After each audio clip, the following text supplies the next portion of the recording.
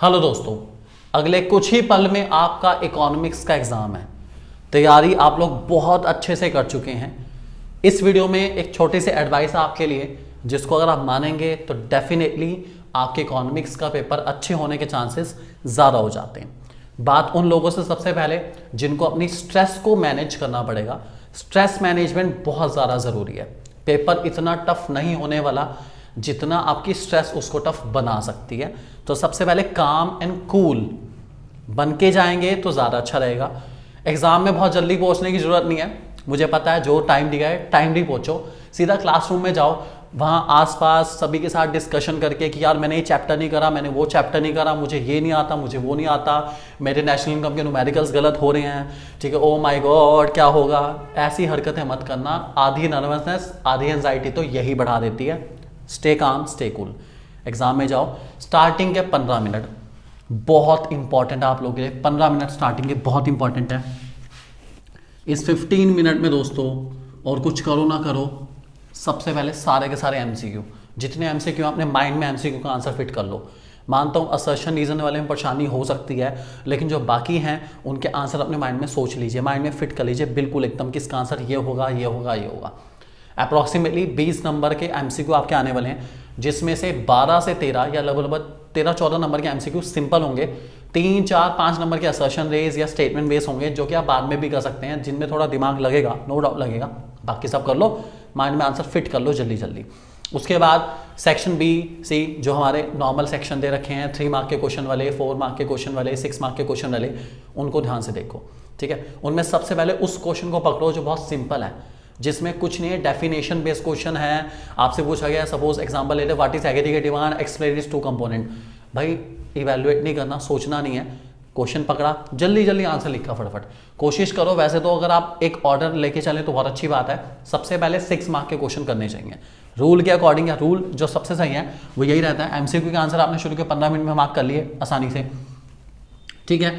6 mark के question को सबसे पहले करो, फिर 4 मार्क, फिर 3 मार्क और फिर 1 मार्क। 6, 4, 3, 1 इस सीक्वेंस में चलते हैं तो ज़्यादा बेटर रहेगा अपना आराम से।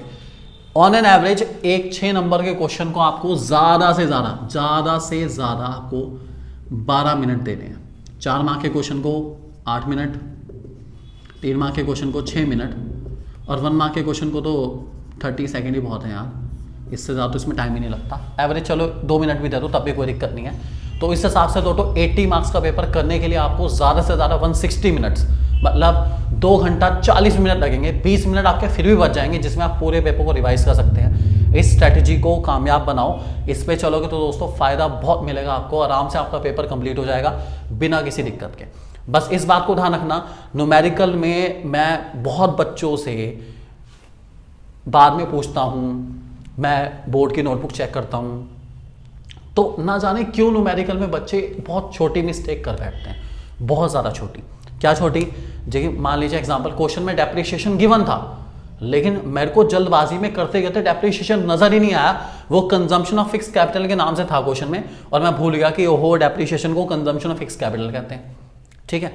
क्वेश्चन में प्रॉफिट मिसिंग है, नहीं है कोई बात नहीं, लेकिन प्रॉफिट के पार्ट्स गिवन है, अनडिस्ट्रिब्यूटेड प्रॉफिट गिवन है, उसमें डिविडेंड गिवन है उसके अंदर दोस्तों, उसके अंदर कॉर्पोरेट टैक्स गिवन है, और मैं भूल गया, मैंने सिर्फ प्रॉफिट टैक्स ले लिया। क्यों भाई? प्रॉफिट टैक्स अलग है, प्रॉफिट अलग है। ये छोटी छोटी मिस्टेक है। दूसरी सबसे ज्यादा बड़ी मिस्टेक क्या? स्किपिंग, ठीक है। कभी कभार भाई जल्दबाजी के चक्कर में कुछ मिस कर गए, कुछ फिगर, छोटी छोटी गलती, फिगर गलत करते हैं, बहुत बच्चे फिगर गलत करते हैं, ये बहुत कॉमन है। जहां आंसर में आपका 6300 आ रहा है, 2 चीजों को प्लस करके आप क्या लिख रहे हो? 630।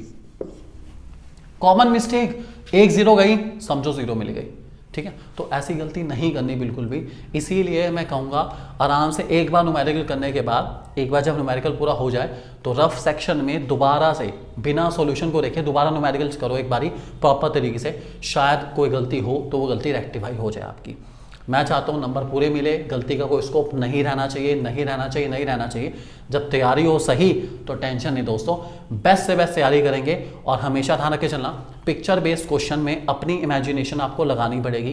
पिक्चर सिंपल हो सकती है, लेकिन उसमें क्या क्या कॉजेज हो सकते हैं, जितना लिख सकते हो उसके बारे में, जितनी आपको नॉलेज है उतने अच्छे से अच्छा आप उसको प्रेजेंट करके आओ, ठीक है।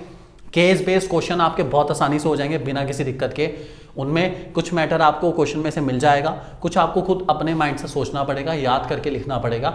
ज़्यादातर क्वेश्चन में केस बेस्ड क्वेश्चन में आपको केस पढ़ने की बहुत डिटेल में जरूरत नहीं है, आप बिना पढ़े भी उसके आंसर दे पा रहे हैं, ठीक है। ज़्यादा जरूरत नहीं पड़ेगी आपको, फॉर श्योर ज़्यादा जरूरत नहीं पड़ने वाली। आराम से लिखो। एक 6 मार्क के क्वेश्चन में एवरेज आपका आंसर 2 पेज तक रह सकता है दोस्तों। 4 मार्क के क्वेश्चन में आपका आंसर लगभग 1.5 पेज तक रहना चाहिए। 3 मार्क के क्वेश्चन में आपका आंसर पूरा 1 पेज बोर्ड की शीट का काफ़ी बड़ा होता है, आराम से लिख लो। और अगर आप कोई भी डेफिनेशन दे रहे हैं दोस्तों, तो कम से कम आपकी डेफिनेशन 2 to 3 लाइन्स में रहनी चाहिए, अगर वो क्वेश्चन 1 मार्क का है तो। बाकी डेफिनेशन सही लिखिए, करेक्ट लिखिए।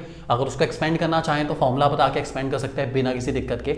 ये सारी दोस्तों एडवाइसेस आप फॉलो करके चलेंगे अपने पेपर में, और फॉर श्योर आपका पेपर बहुत अच्छा होने वाला है, इसलिए ये गलती मत करना बिल्कुल भी।